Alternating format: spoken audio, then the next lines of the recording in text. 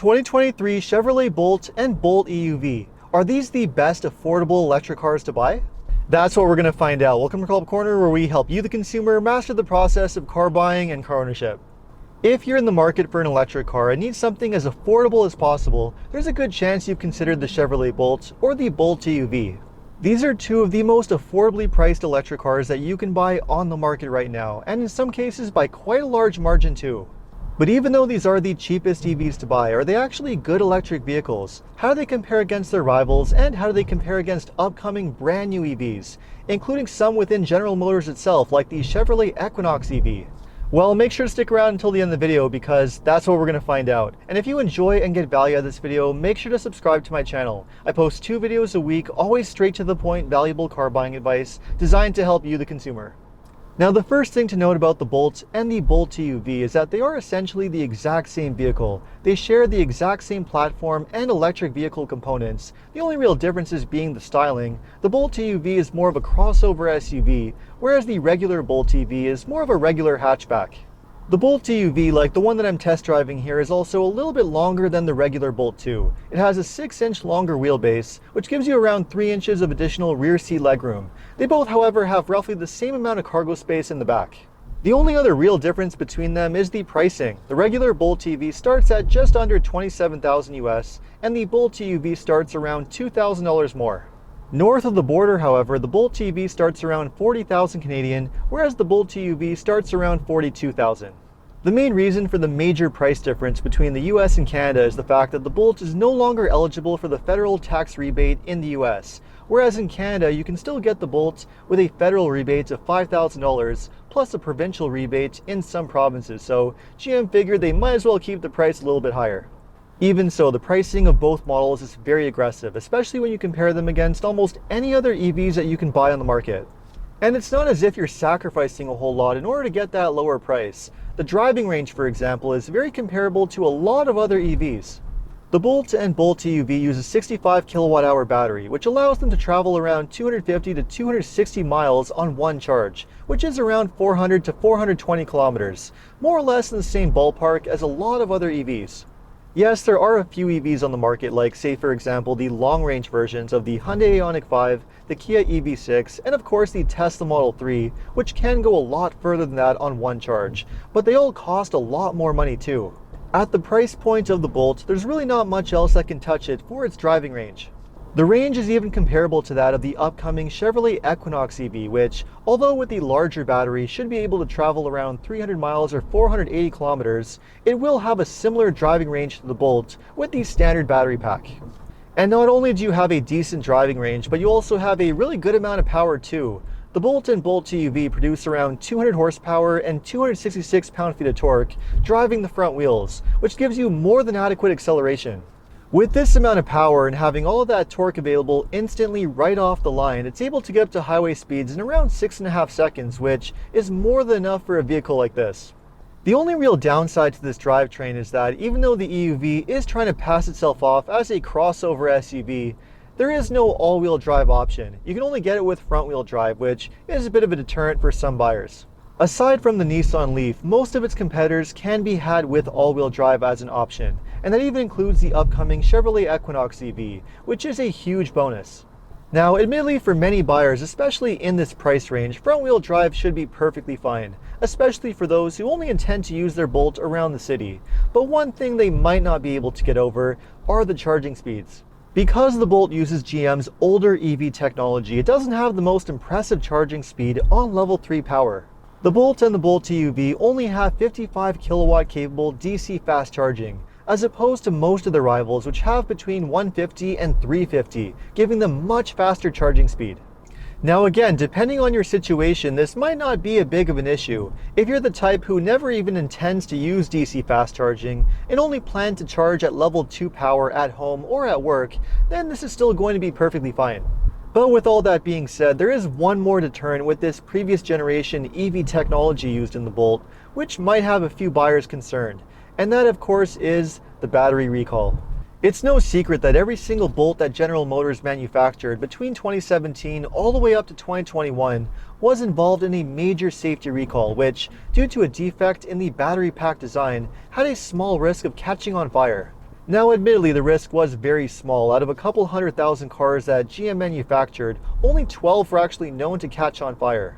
And thanks to their collaboration with the battery pack manufacturer LG, every single battery pack was recalled and replaced to eliminate the safety concern. Now it is important to add that the Bolt is not the only EV that was impacted by this recall. The Hyundai Kona Electric also used the LG battery packs and was also recalled for the exact same fire risk.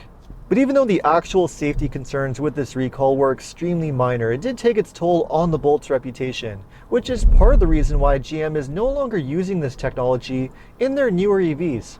All of GM's future EVs, including the upcoming Equinox, are going to be built on the brand new BEV3 platform, using the brand new Ultium battery technology. Now the new Ultium battery packs have a lot of upgrades over the ones that are used in the Bolt. For one thing, the Ultium batteries have a modular design consisting of different modules that each contain brand new pouch-style battery cells. These new pouch-style cells use fewer precious metals like cobalt, and they're also a lot more energy dense, so you are going to get better range than the older cylinder cells that are used on the older battery packs. But what I find really interesting about the new Ultium batteries is that they not only perform better, but they also have much better serviceability too. For example, when they're nearing the end of their service life, each module can be replaced individually instead of replacing the whole battery pack at the same time, which is a lot more costly. And what's even more fascinating is that GM has designed these modules to be upgradable over time, so if battery technology improves down the road, which it likely will, you can theoretically upgrade the cells in the older battery packs, which is pretty interesting. Now of course time will tell what GM's Ultium technology is really like down the road, but so far it looks to be pretty promising. But even though the Bolt and the Bolt EUV don't have the latest EV technology from GM, they are still extremely impressive in many other ways, especially for the price point. Not only does it have good performance and driving range, but this is also a very easy EV to drive. It has a very smooth and quiet ride, it's very maneuverable, and has great outward visibility, making it extremely easy to drive every day. And it also comes with a lot of great technology too, especially for the price.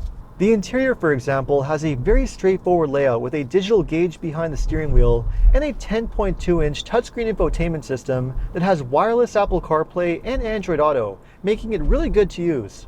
All of the controls are well laid out, and you also get a lot of active safety technology too, as standard on every trim.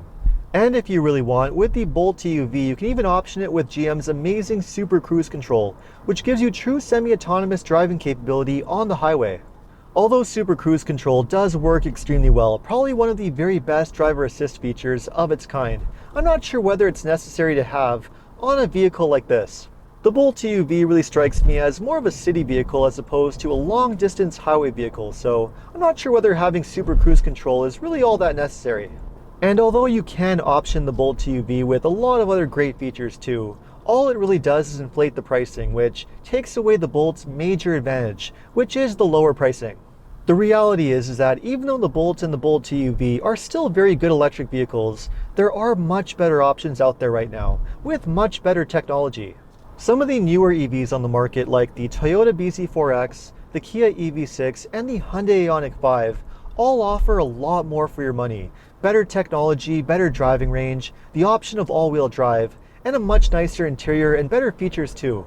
The only real advantage that you have with the Bolt over all of these other EVs is the much lower pricing. Now I know what you might be thinking, for a very similar price you could go for the Nissan Leaf, which has been around a lot longer than the Bolt, and it also has a really good reputation for long-term reliability too.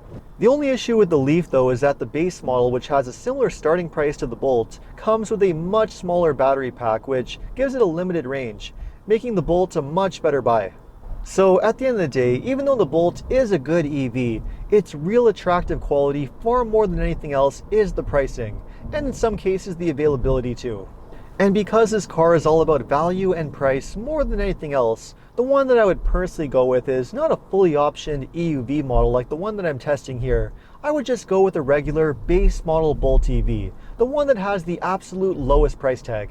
Yes, the regular Bolt EV doesn't have those crossover looks and it doesn't have quite as much rear seat space, but you're really not sacrificing anything else. And for the low pricing that GM is asking, especially in the US or even in Canada if you're able to get all the rebates, nothing else can really touch it. As far as I can tell, the only other EV on the market that's comparable to the Bolt that can really stand a chance to it in terms of price is the upcoming Chevrolet Equinox EV, which GM says is going to start around 30,000 US or around 37.5 in Canada, which, if that's actually true, is going to be pretty tough to beat. But then again, it's not available to buy yet, so it's not exactly a viable option for those who need to buy an electric vehicle right now. So until that time comes, the Chevy Bolt remains the best buy on the EV market. So let me know what you think of the 2023 Chevrolet Bolt and the Bolt EUV. Would you consider buying one over another electric car, or would you get something else instead? Let me know in the comments, and if you enjoyed this video, make sure to like and subscribe. You can also take a look at some of my other car videos by clicking these links over here. Make sure to follow me on TikTok and Instagram, and if you need any additional car buying advice, recommendations, or help with getting a great deal on your next new car purchase, make sure to check out carhelpcan.com. Thanks so much for watching, and see you next time.